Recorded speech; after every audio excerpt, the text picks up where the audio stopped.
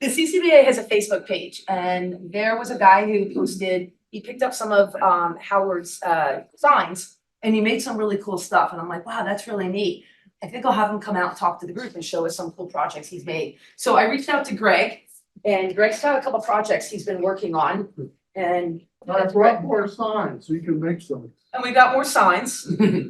All right, good morning, everyone. My name is Greg. I'm not an as experienced beekeeper. I've been beekeeping since 2021, kind of up and down with COVID. So, but I come from engineering, so I'm an engineer by trade. So I kind of approach beekeeping from a different lens. I'm always looking for things to tweak or things to change. And whenever I see things out, I'm like, how can I use that for beekeeping? It's just, I guess we're in the boys got things. So maybe it's a thrifty aspect. I think all beekeepers are somewhat frugal in a manner.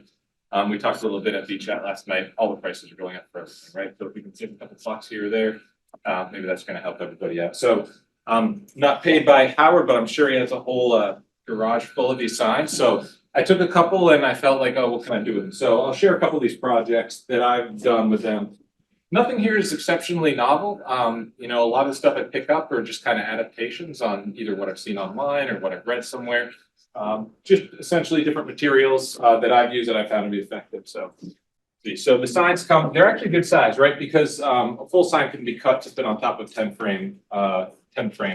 So one of the other materials that I've used a lot in a lot of my projects is Reflectix. If people aren't familiar with this, it's essentially double bubble with a aluminum face on either side. Great for insulation, great for top covers. Or high or inner covers, I should say. Fits right on, gives a little insulation, the reflective insulation quality. So I use a lot in a lot of projects. So, so the first one I just want to talk through is so essentially an inner cover for a nuke, right? Again, repurposing the sign, just cut that down, small inner frame, and then again lined it with the Reflectix inside. So great, super lightweight.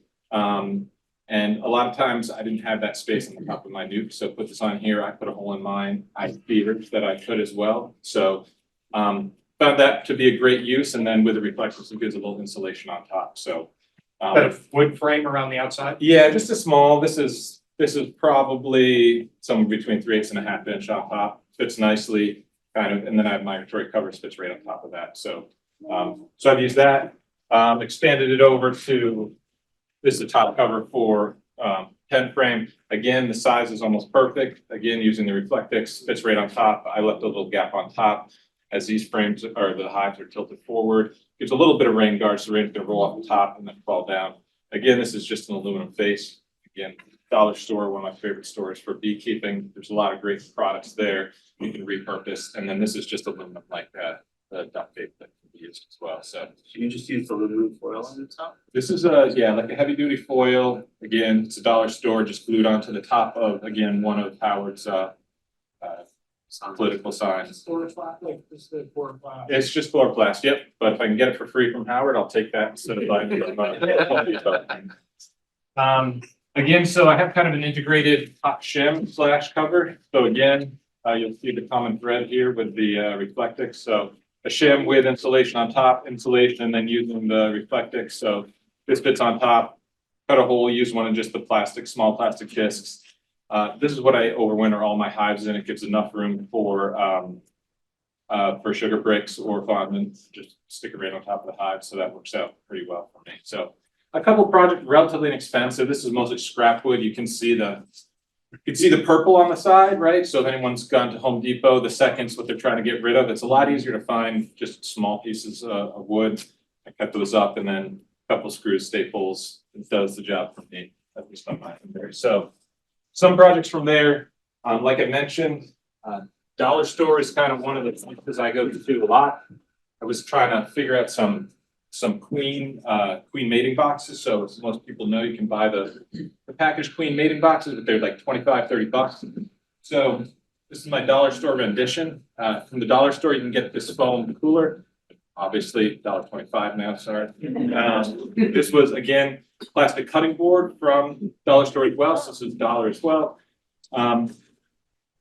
Reuse one of these plastic discs, but essentially, again, just some paper. This is a like a larger tongue depressor or popsicle stick. Build those frames in here. You can see inside, but there's a homemade queen excluder that was made out of, again, from the dollar store, some of the bamboo skewers. and put a hole in the side. So 2 seasons I was able to make queens with this. So again, you know, it requires a little bit of work to put one of these together, but How many hours? just Time value is a exactly. aerospace engineer and 8 years of qualifications that you've got to do that, right? But it's fun to Yeah. tinker with, right? Getting paid in that time otherwise. How many trips to the dollar store? Exactly. So I don't know. I feel like we're always buying something there anyway. So throwing in a couple extra. So again, kind of fun just to say, hey, you know, should this really cost $30 to buy a commercial one, $25-$30, or you could make one and just throw it back and give it a shot. So that's that So product. Greg, that's double-ended? Correct. You Yep. got So more than one? 2 on each side. Yep. 1 on each side. And so I lay these sideways. I use different colored discs. So just to help in some of the queen navigation. How often do you go through that box being that size to worry about swarming or losing your queen or scenario? Pretty much every week I'll go through it. And so I'll put in there with a, yeah, so that's this side. So when I used last year again, so some of these are more effective than others, but yeah, so essentially I throw a queen cell in here, cut out from one of my other areas, throw 2 cups of bees, throw it in, put it in the garage, sealed up for a couple days, then put it out behind my shed, open up the discs in the evening. It's worked twice already, so just, you know, something to do, something to repurpose, probably more engineered than it needs to be to do the purpose, but I had fun doing it along the way. Another dollar store purchase. So this is definitely from Dollar Store. What is it called? Lunch storage tower. Great. It struck me as, hey, this is a kind of a really cool configuration with a lot less work. So it comes with 2 jars, a lid, and then I don't know. This is like a dress on top or whatever. It's like, hey, that looks a lot like a Varroa light tester. So I had a piece of just a piece of screen. So essentially, what I did just cut through the 2. Essentially, cut through the 2 middle pieces and just hot glued that screen in there. Again, this was $1 plus a scrap piece of screen and a little bit of hot glue. Works really well. I used it all last year. The benefit of this is that while you're doing growths, if you have multiple hives, these are only $1, right? There's 2 things. You can line them all up, fill this up with your Dawn dish soap or your alcohol, whatever it is, fill these up, and then come by and then do the actual test as well. Stick it in here, spin it around. These don't go through the screen, and then you can count them up. So just kind of a cheaper solution to, you know, there's a couple grow my checkers that are, you know, 10, 15, $20, but $1.25 was the right price for me at the time, and kind of fun to just put something together. So those are a couple of projects. This is certainly steel directly from Ed Sharp, but for those folks that are looking to clean off queen excluders over the winter season. Again, this was at Facebook Marketplace purchase. So if people notice this is a wallpaper remover. Oh, I bought the whole thing. It's like $20 on Facebook Marketplace. But what you can do, I use one of Howard Signs again. Line up a couple nuke boxes, line your queen excluders, hook this up to the wallpaper remover, and I just stick this on top of 2 bricks. Let this run 1 or 2 cycles. All the wax just melts straight down off of it, onto the bottom board. But again, a really kind of easy solution, like hands off. You just stick them in there, let it run. So definitely kudos to that sharp design, but just repurposed using one of Howard Signs. So pretty easy concept, and it does a great job at cleaning up. Greg, is that just giving up heat or steam? It's a steam. So it's like a wallpaper remover. So normally that would plug into a basin that just heats up the water. The unit that comes with it, it holds about 1.5 gallons, 2 gallons of water, and it heats it up, and then the steam goes through the Like a tube. professional steamer. Yeah, you could use a I need a professional steamer. That will work to clean my queen excluder. Apparently. So, yeah, it works really well because there's just no hands-on. You just set it up, kind of set it, forget it, and let it go from that perspective. Yeah, I guess just another random use for Howard. This was just where I got my first nuke in, but of course, anyone who's ever dealt with plastic frames or plastic hives know that you leave your smoke around there for too long, you're gonna straight through. Again, using the chloroplast again, cut a nice piece, just glued it right on top. So, you know, George is always talking about having a quiet box with you when you're doing your hive inspections. So this is what I use. And of course, something came up, then I just laid my smoker down, and then my smoker was right through the top of it into my quiet box. So, a lot of uses overall for that perspective. And this is the last one. This is what was presented on Facebook. Again, just looking for other solutions for bottom boards and things to somewhat potentially reduce both robbing and try to reduce some of the beetle load. I'm certainly not a beetle expert as George is, but so what this solution is, just took a general frame, grow some, this is the 8 Harvard plot. And then I had some, this is PEX tubing from a leftover project, but essentially, so this is screened so nothing can get through here. And just drilled 7 holes and put in some of the PEX. So 2 different designs here. So it was my understanding that it's difficult for beetles to hover, unlike bees, they can hover. And so they can come up through this 90-degree and then walk right in. Whereas beetles are more of a kind of direct line. Now, I don't know, don't quote me on that. I'm not an expert beetle person, but it's also difficult for the beetles to come down and turn this corner if they were trying to actually come in from the side of the hive body and then get into the hive overall. So I haven't specifically tried this, but the other option is by having smaller entrances, the bees might be better either to defend this. So during a robbing season, certain tubes could be closed off or opened up. The other benefit of this is just make a standard kind of bottom board. What you can do is put the bottom wall. Put this. Get trapped up there too. Put this over the side, and then again reusing the chloroplast. Once again, cut a piece. I stacked up a little bit along the side, and then just a zip tie here.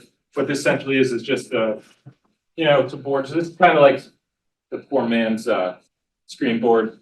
Now this bottom you can paint it white, but I like to do 2 options. You can buy this in bulk. Essentially what this is fly paper. I put it around trees for spotted lantern flies, but it's sticky paper. Just run 2 kind of layers of that along the bottom. Anything that falls through the screen is going to stick here. It's not going to be able to get out. So that works really well for me, relatively inexpensive. The other thing I've done before, people are familiar with this, it's called Tanglefoot. Essentially, it's like a non-toxic, just kind of, I don't know, sticky glue.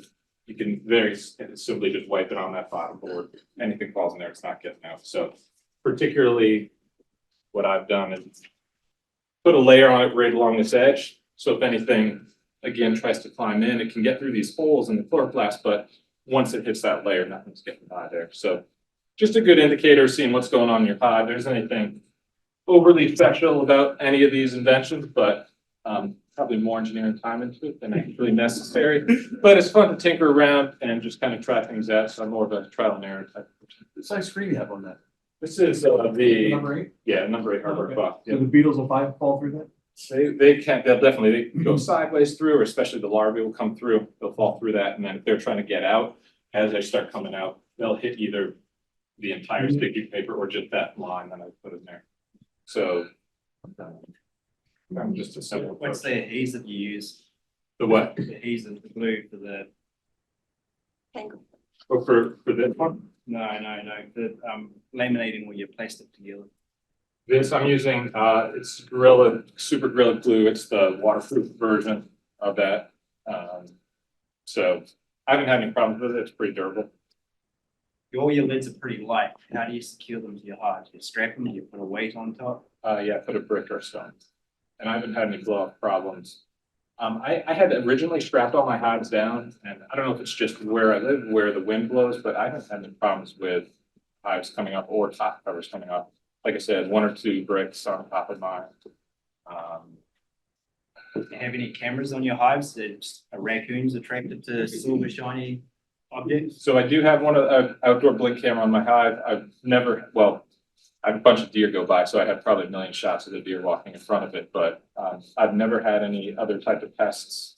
Raccoon, skunks or anything. And I know there's skunks and groundhogs in the area underneath my shed. I think that's where the big residence, but it's pretty common.